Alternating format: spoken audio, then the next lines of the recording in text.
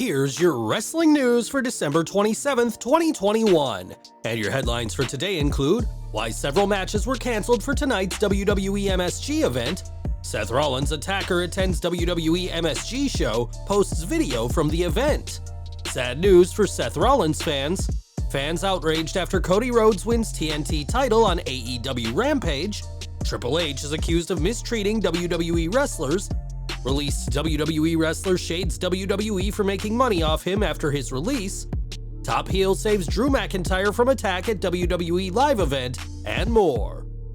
We're kicking off today with WWE, who for the past few years have hosted a Boxing Day live event in Madison Square Garden, which was considered the home of WWE for decades. This year, though, the MSG show was met with incredibly low ticket sales, as according to WrestleTix, just 5,376 tickets were sold. MSG has a capacity of 10,480, meaning that just 51% of possible seats were filled, a huge blow for WWE for a show that included a street fight and the in-ring return of Edge. Though some believe that Omicron may have been a factor in the low ticket sales, a source who spoke to Andrew Zarian said how a downturn in audiences at MSG has been a trend for some time now. The show also required proof of vaccination for anyone attending aged 5 or older, and the source said that even before Omicron, this show wasn't selling very well. WWE's decline in ticket sales continues to be a problem for the company, and this is the last thing WWE needs as they enter the new year.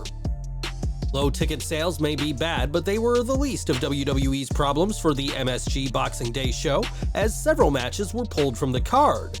PW Insider reports that a pre-announced steel cage match between Raw Women's Champion Becky Lynch and Bianca Belair did not happen, and that neither woman was backstage at the show. The WWE Championship triple threat between Big E, Seth Rollins, and Kevin Owens also had to be changed, as Rollins wasn't at the Garden either. This is why Edge was pulled in at the last minute, as he faced Kevin Owens on the show inside the steel cage originally meant for the man and the EST. We can't confirm why Lynch and Belair weren't around, but many believe that a recent wave of positive cases caused this match to be pulled, as one or both of them may have tested positive. If so, this is seriously bad news for WWE and their Day 1 pay-per-view, where Lynch is meant to defend her title against Liv Morgan, but that plan is in serious jeopardy. Last month, Seth Rollins was attacked by a fan during an episode of Raw, and after the individual was taken by security, WWE promised that he would be prosecuted to the fullest extent of the law. Now Eliza Spencer is back, as on the latest Instagram story, it appears he attended the recent WWE Boxing Day event at Madison Square Garden. On social media, fans urged WWE to take necessary action to avoid another attack, and many others were surprised that the fan didn't get a lifetime ban from WWE events, which has happened to fans who have jumped the barricade in the past. At the time of the attack last month, the wrestling community as a whole came out in support of Rollins, but some, including Chavo Guerrero and Ric Flair, criticized the former Universal Champion. In a tweet, Guerrero implied that Seth wasn't tough and later apologized for his comments, while the Nature Boy said that Rollins shouldn't have admitted in an interview with TMZ that he was scared while being attacked by a fan. Not long after the attack, Spencer admitted it was him and was angry at Rollins because he believes the WWE superstar had scammed him out of thousands of dollars. Instead, it was someone posing as Rollins who had suckered Spencer, and here's hoping that similar attacks never happen in any wrestling promotion. We can't say for sure if Spencer was around yesterday to attack Rollins again, but even if he had, he would have been sorely disappointed. On social media, Rollins has announced that he has tested positive, which explains why he wasn't at the MSG show, and it's interesting that he's broken from WWE's tradition of not disclosing results. Rollins was meant to be challenging WWE Champion Big E at Day 1, and was actually the first man to earn a title match with the champ at the pay-per-view, but that plan likely won't be happening now that everyone knows of this positive test. AEW news next is on last Friday's Rampage, Cody Rhodes became the first ever 3-time TNT champion, defeating Sammy Guevara. Despite being a babyface, Rhodes has been on the receiving end of a lot of boos from fans, with many wanting to see him turn heel. Given that Rhodes is now a 3-time TNT champion, a title that's been around for just 20 months, it should come as no surprise that fans online weren't thrilled about the title change. One fan compared Rhodes to Homelander, the main character in The Boys, who despite his clean-cut blonde hair and good guy image, is anything but in the show. Given that the title change was aired on Christmas Day, other fans compared Cody to the Grinch, claiming that the new champion had ruined their day. A recurring theme from fans was to claim that Cody has buried yet another younger talent, and several photos were shared of the AEW Executive Vice President holding a shovel. We imagine Cody knew he'd get this kind of reaction, as he's even teased turning heel in the past, and this latest title win will only make fans want to see the new champ embrace his darker side. Cody isn't the only name accused of burying talent, as for years, that was a claim made about Triple H during his reign on top of WWE. Now, another, far worse claim has been made about the game, as during an interview with PTM's Vinny Vegas, Sabu made a massive accusation about both Triple H and Shawn Michaels. A lot of wrestlers got paralyzed by Triple H and Shawn Michaels with their horrible stiff finishes. Triple H probably paralyzed 2 or 3 people. There are 2 or 3 guys in wheelchairs because of him.